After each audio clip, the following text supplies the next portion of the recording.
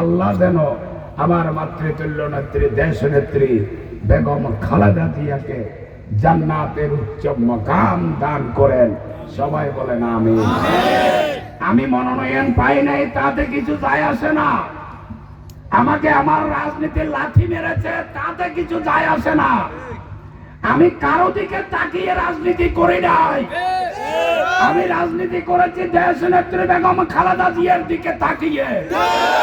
আজকে উনি নাই, আমাকে কথা শোনার মতো কেউ নাই। আর কারো কথা যে আমি মানব, এটা কেউ বিভ্রান্ত রটালে আপনারা বিশ্বাস করবেন না। অনেকে বলবেন অমুককে দিয়ে লিয়াকতকে ঠিক করা হবে, অমুকের চাপ প্রয়োগ করবে। উপর থেকে আমাকে চাপ প্রয়োগ করে কোনো লাভ হবে না।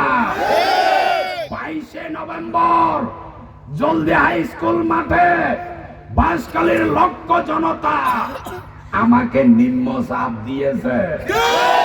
সুতরাং নিচের চাপ ভয়ঙ্কর, আমি উপরের চাপকে তোয়াক্কা করি না। আপনারাই যেটা বলেছেন আমি সেটাই করতেছি, ভবিষ্যতেও সেটা করবেন। আসসালামু আলাইকুম ওয়া রাহমাতুল্লাহি ওয়া বারাকাতুহু।